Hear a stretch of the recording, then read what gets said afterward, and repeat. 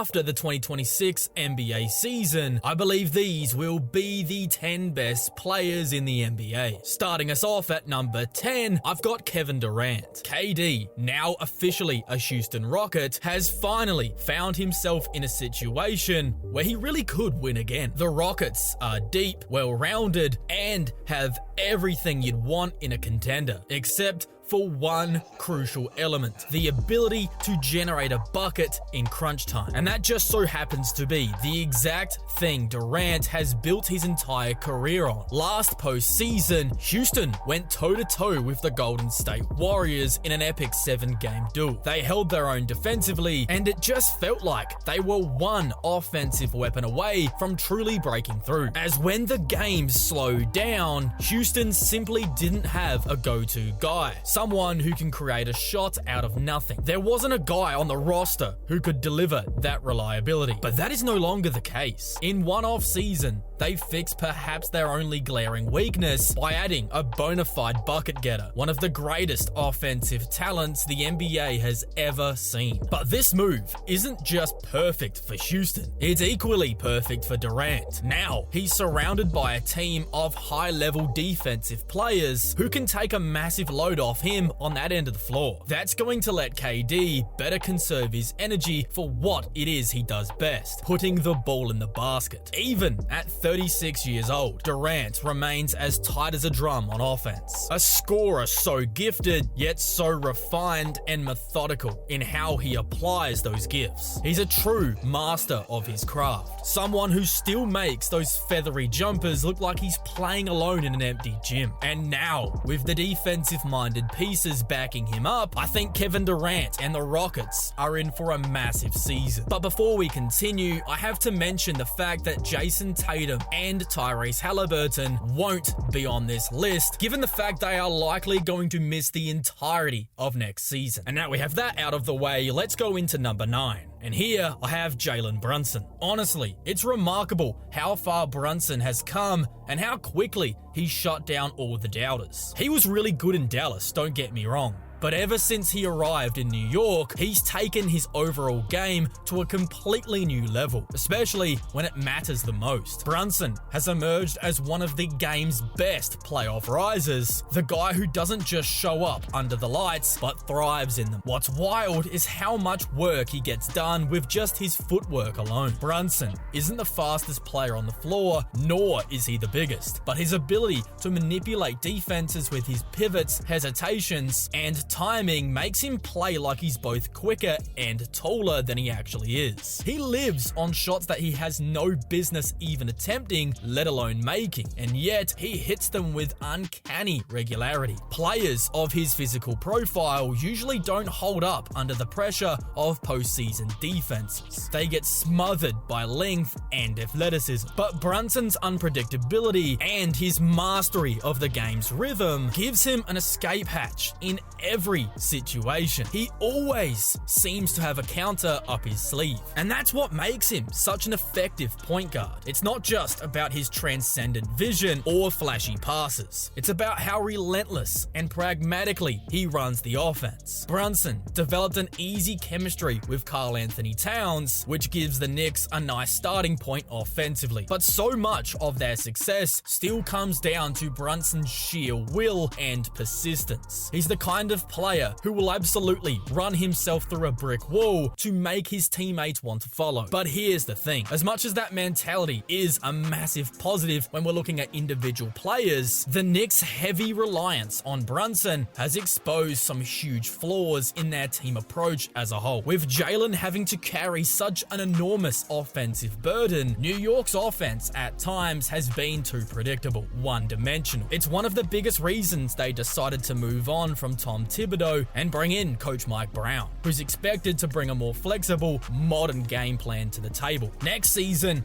I'd like to see more guys get involved. The Knicks have the overall talent to play more of a balanced approach, where Brunson doesn't have to take on the full weight every single possession, whether it's shooting, playmaking, or creating late in a shot clock. Brunson usually has to do it all, but this season, I expect him to have a lower usage rate. But even if he doesn't have the ball as much, much, I still think Jalen Brunson is a top 10 player in the NBA. He's simply too impactful, because without him, there's no way this Knicks team would have made the conference finals or would have been in a position to make another deep playoff push. Now, coming in at number 8, I have Donovan Mitchell. And honestly, you could make a pretty strong case that no other superstar in the NBA had to sacrifice more this season than Mitchell did. Reasonable people can argue over whether someone else even comes close. But what's not up for debate is whether or not that sacrifice ended up paying off, because it absolutely did. Cleveland looked like a juggernaut for most of the year, and a huge part of that was Mitchell's willingness to take a step back, to let go of some of that on-ball responsibility and trust his talented supporting cast to carry more of the load. Evan Mobley and Darius Garland are both all-star level players, but let's be real, they probably wouldn't have even been named all-stars if Mitchell had insisted on dominating the ball, say the way Shai Gilgeous-Alexander does in Oklahoma City. Mitchell's decision to share that spotlight allowed Cleveland to tap into a level of balance and ball movement that made their offense hum at such a high level all season long. But then came the playoffs, and in what felt like a deja vu from the season before, the Cavaliers stumbled yet again. But this time, it came against a tough, well-prepared Indiana Pacers team that seemed to know exactly which buttons to press to grind Cleveland's offense to a halt. Injuries didn't help either, losing both Garland and Mobley, and even though they came back, they clearly weren't close to 100%. But the bigger issue was how all of that beautiful regular season balance just went up in smoke. When things got tight, Cleveland reverted back to Mitchell ball. Donovan forcing the issue, taking on an enormous offensive burden, and trying to will the team to victory almost single-handedly. And look, this isn't even close to a knock on Donovan. If anything, it's admirable how much he's willing to shoulder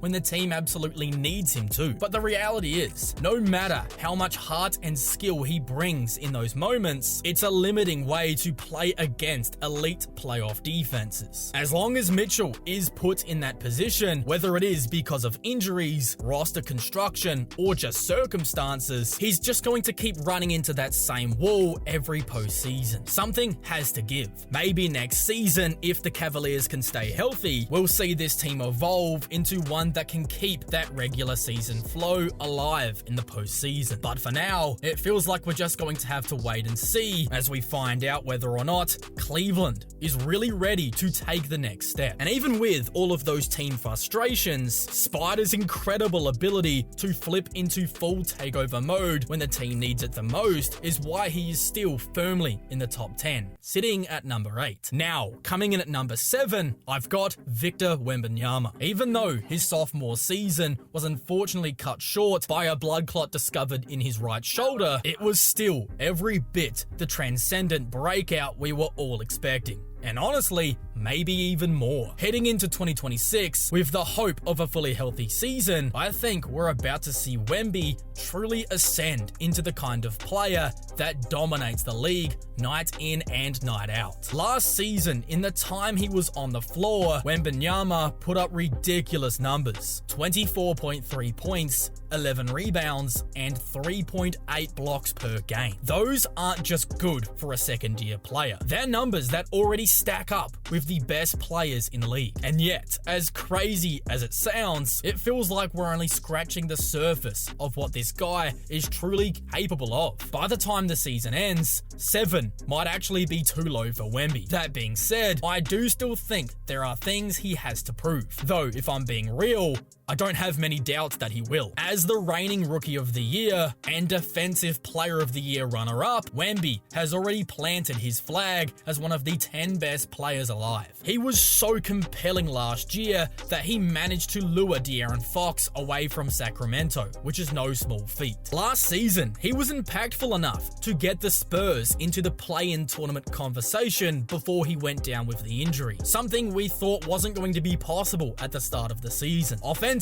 Wemby is already doing things that almost feel unfair. He can pull up and knock down threes from several feet beyond the arc like it's nothing. He can hit turnaround rebounds from the mid-post with a level of balance and touch that shouldn't even be possible for someone at his size. And then when you look at his skill around the basket, he finishes practically everything without ever needing to bend his knees thanks to his sheer length and coordination. His playmaking is still a work in progress, but even there, he's miles ahead of where a player his age and size should realistically be. And the ceiling for him as a role man, absolutely terrifying. But it's defensively where Wemby is already rewriting the rules of the game. There really isn't much more to say. No individual in basketball today has a bigger impact on that side of the ball. And if we're projecting forward, no one will have a larger impact for the next decade. He's a one-man defensive coverage, the kind of player who warps what's possible for his teammates just by being next to them. So while 7 might seem high for a guy entering year 3, it also could end up looking way too low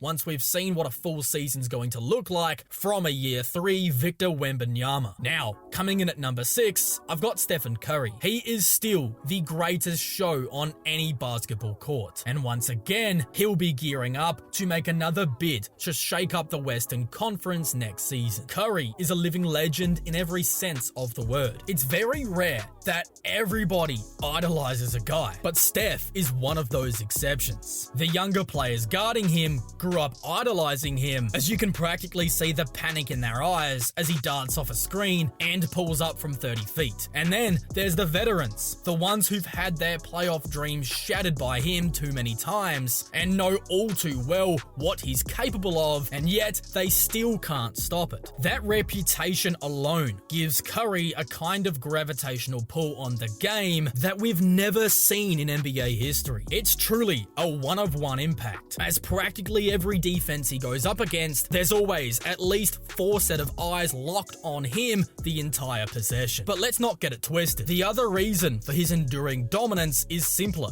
He's just flat out amazing. Even late into his 30s, Curry put up 24.5 points, 6 assists, and 1.1 steals per game while hitting 39% of his threes. For most players, that would be a career year. For Steph, it's just another season of his brilliance. Now, if Curry was forced to carry the entire offensive burden, creating everything for himself, possession after possession, even he would start to show his age. That kind of pound-the-rock creation is a young man's game. But here's the thing, sprinting tirelessly off ball, flying around screens, and warping defenses until they break, somehow Steph makes that look easy. Opposing teams always come with a detailed game plan on how they're going to stop him. Then the game tips off, and those plans start unraveling almost immediately. The big difference this time round is that Curry finally has a proper co-star with Jimmy Butler. For years, he's done wonders turning limited teammates into live threats with nothing but his gravity and passing. But now, with Butler in the mix, everything about Golden State's offense looks cleaner, sharper, and far more dangerous. Butler isn't just another scorer. He's a cutter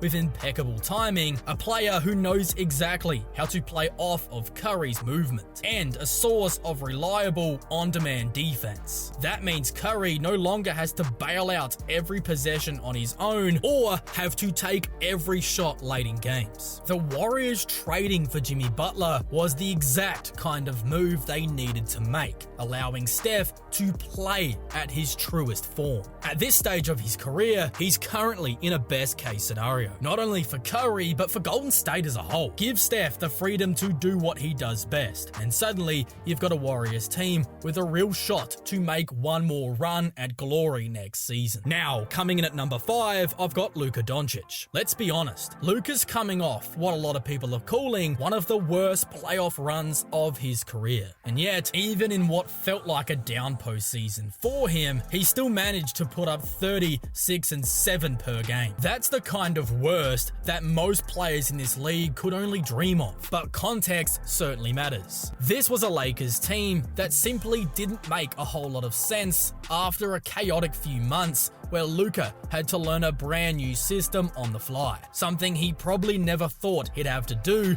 after being shockingly traded from Dallas on a random Saturday night. For Luka, it was a turbulent year, and yet, somehow, even in the middle of all of that turbulence, he still managed to put up 28.2 points, 7.9 7.7 assists and 8.2 rebounds per game on 58% true shooting percentage. That's the type of production that would almost be good enough to land you the MVP. But for Luka, people treated it like a down year. That's absolutely wild and shows you just how good this guy is. To be fair though, there are criticisms of his game that do hold some weight. It's clear Luka needs to take a bit more accountability when it comes to his defense and conditioning. Those are two areas where at times he lets bad habits creep in. But the good news for Laker fans and the bad news for the rest of the league is that this off-season, it looks like he's finally fully locked in. Reports and footage out there show Luka entering the best shape of his career. And if we're being real, even the version of Doncic who isn't fully committed to his conditioning has still been one of the most dominant offensive forces we've ever seen. That is how high his floor is. Really, after all of the drama surrounding the Mavericks and Luka, I think we're about to witness a revenge season in 2026. The kind of year where he properly reminds everyone that not only is he a top 5 player in the league, but he has every tool to cement himself firmly back in the top 3 if he really wanted to. Coming in at number 4, I've got Anthony Edwards. Last year hadn't exactly been the most straightforward year for Ant. He's a rocket-fueled driver, a guy who wants nothing more than to attack the rim with reckless abandon every single time down the floor. But far too often, it felt like he had to navigate what felt like a cluttered runway to do so. The lineups and spacing around Edwards last season weren't always ideal, and there were nights where the Wolves' offense just did not give him the cleanest avenues to get downhill. But here's the thing, Ant's game is so versatile, so loaded with tools, that he still found ways to make it work. Sometimes that meant bobbing and weaving his way through traffic until he finds enough daylight to finish. Other times it meant rising up and shooting over the top of an entire defense, sparing himself the trouble of even getting there. That in itself became a league-altering development. One of the NBA's most electric finishers, Whiteley became one of its best three-point shooters also. It's a shift that changes not only how Edwards can play, but how teams have to now defend him. Now, sometimes the long jumpers can feel like a bit of a coping mechanism, a way to sidestep the traffic jam in front of him. But for me, he's gotten so good at these deep shots that it's starting to become another strength of his game. It's made defenses have to pick their poison in a way that they didn't have to with Edwards before. And against the Ant-Man, every choice feels like it's the wrong one. Still, it's worth noting that while Edwards is so many things to this Wolves team, he isn't quite a self-contained offense just yet. He's a great scorer, no doubt about it. He's a capable passer as well, a guy who can make the right reads when a defense overcommits, but against the most frantic playoff defenses, the kind that scramble the floor and rotate with surgical precision, Ant's processing can get a bit muddled. It makes it harder for him to completely take over a game in the way the league's best truly can. I think there are still a few pieces of the puzzle that he has to figure out. I'd love to see him really hone in as being more of a playmaker next season, and really to become more of a high IQ basketball player overall. If he can make quicker decisions and really be able to counter any defensive scheme with more of a purpose, then I think he's capable of unlocking entirely new dimensions of both his offensive game and the overall offense of his team. The beauty of Ant's situation is that he does have all of the tools and the ridiculous athleticism to make it happen. It's just about continuing to see that process through. Anthony Edwards is already one of the league's most dynamic or inspiring players, but the scary part, he's only scratching the surface to what he truly could become. Now, coming in at number 3, I've got Shai Gilgeous-Alexander. What more can you say about Shai at this point? He just won his first MVP, led the league in scoring, and was the best player on a 68-win juggernaut that capped it all off by winning the NBA Finals. By just about any measure, this was one of the most impressive individual campaigns we've ever seen at the guard spot. He was historic in his dominance, and yet delivered a level of calm and control that almost made it feel inevitable. And now, it raises a simple yet terrifying question. At only 26 years of age, how many more seasons like this does SGA have left in him? The scary answer for the rest of the league is probably a lot. Odds are, we haven't even seen the best version of him yet. Just think about that for a second. The defenses that just spent an entire year trying and failing to slow him down are now staring at the reality that the most devastating scorer in basketball is only getting started. Trying to stay in front of SGA is like trying to catch a leaf fluttering down from the top of a tree. He's shifty, sudden, and always is a step ahead of both his defender and the defensive scheme itself, which is exactly why his scoring feels more consistent than a guy like Anthony Edwards, because his mental IQ and feel for the game is also at an incredible level. Very few players in the NBA's history have ever made averaging over 30 points per game look effortless. The entire court feels like his personal playground. He can get to whatever shot he wants whenever he wants it. He's got a silky step back three, he lives at the free throw line, and in the mid-range, his footwork and balance allow him to create so much space out of thin air. There's no area on the floor where he doesn't look entirely comfortable thriving in. And let's not forget, Shai isn't just an offensive force. He brings it on the defensive side of the ball as well, averaging 2.7 stocks, which is steals and blocks combined per game last season. And he was a huge reason as to why OKC's defense was so good last year, because you simply can't pick on him in isolation, because he will hold his own. So, coming off of what might go down as one of the most dominant individual seasons in the league's history, Shai isn't showing any signs of slowing down. Now, coming in at number 2, I've got Nikola Jokic. At this point, Jokic's brilliance has somewhat become routine. It's almost unfair how normalized his dominance has become. Sure, he fell short of adding another MVP this season, but make no mistake, when the playoffs came around, Jokic reminded everybody exactly why he's still in the conversation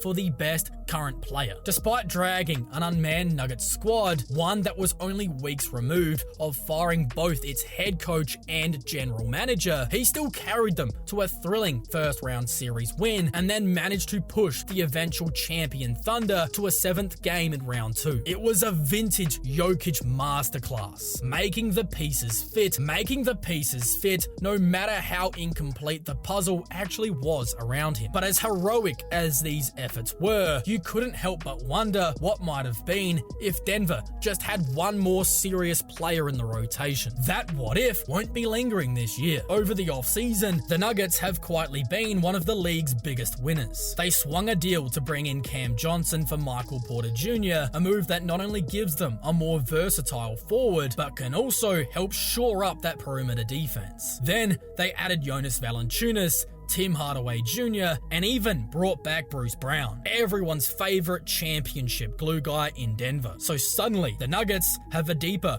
more balanced supporting cast than it feels like Jokic has ever had before. And yet, even before those moves, the impact Nikola Jokic has had on this team was unlike anything we've ever seen before. Without him, Denver wouldn't even be sniffing the playoffs. But with him, everything clicks. He's the ultimate floor and ceiling raiser rolled all into one. But the on-off numbers from last postseason tell the story as brutally as any eye test ever could. With Jokic on the floor, the Nuggets had a plus 10.9 net rating in the postseason, along with a stellar 119.9 offensive rating and a 109 defensive rating. Numbers of a legitimate title contender. But without him, just forget it. They cratered to a shocking minus 31.1 net rating. Their offense plummeted to a 97.8 rating, and their defense completely disappeared, allowing their opponents to score 129 points per 100. Those are numbers you'd expect from a G League team trying to compete in the NBA playoffs. That is how bad we're talking when Jokic isn't on the floor for Denver. And yet somehow, even with that kind of a burden, he still nearly beat the eventual champion Thunder. That's how good this guy truly is. He's arguably a top 3 offensive player in the history of the league. And when it comes to elevating everybody around him, there's a very strong case to be made that he's the best to ever do it. So why don't I have him at number 1? Well, as transcendent as his offense is, basketball is a two-way sport. And the reality is, defense is an area Jokic just doesn't quite measure up to when we talk about the game's elite. It's not that he's a complete disaster, he has made strides in that area, but just too often, there's not enough resistance from him, and in the game's high leverage moments against top tier opponents, he's often hunted in pick and rolls. And as much as I love everything else about his game, defense is one half of the battle. And in that battle, Jokic isn't swinging quite as hard as the guy who I have at number 1. Coming in at number 1, I've got Giannis Antetokounmpo. For the first time in what feels like forever, Giannis was fully healthy heading into a postseason. And it showed in a way that almost didn't feel real. Across 5 games in the first round, he averaged a staggering 33 points per game, 15.4 rebounds, 6.6 assists, and 2 stocks per game, while shooting an absurd 61% from the floor. Those are numbers we have simply never seen in the history of the NBA playoffs. And when you factor in all of the defensive havoc Giannis does create, his ability to guard all 5 positions, erase mistakes at the rim, and cover more ground than seems humanly possible, I honestly don't know how we're even having a conversation about whether or not he is the best basketball player alive. Sure,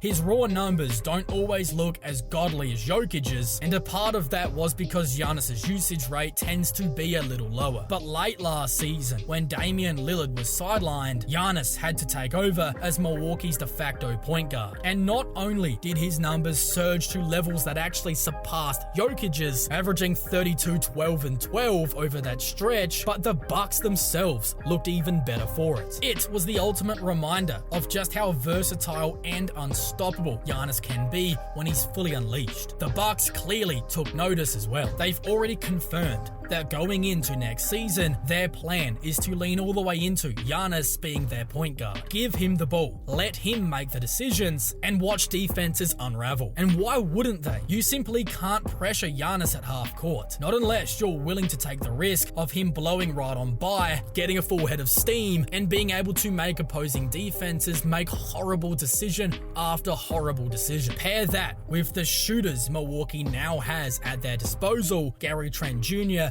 AJ Green, and the newly acquired Miles Turner, and defenses are left with impossible decisions. Don't send help and Giannis gets a high percentage look at the rim. Send help and you're going to be leaving these elite shooters wide open. It isn't just a tweak to Milwaukee's system, it's a full-scale commitment to what Giannis actually does best, getting downhill, drawing in the defense, and then creating for others. And with a higher usage rate and a system tailor-made to amplify his gifts, I'm telling you right now, if you're looking for the best value MVP pick ahead of next season, put your money on Giannis. His numbers are going to look downright superhuman in 2026. So yes, it might feel like Jokic has become the consensus best player in the world, but for me, Jokic hasn't quite passed up Giannis. As transcendent as Jokic has been offensively, basketball is played on 2 sides of the floor, and Giannis dominates both in a way that really nobody else has been able to do in today's NBA. Of course,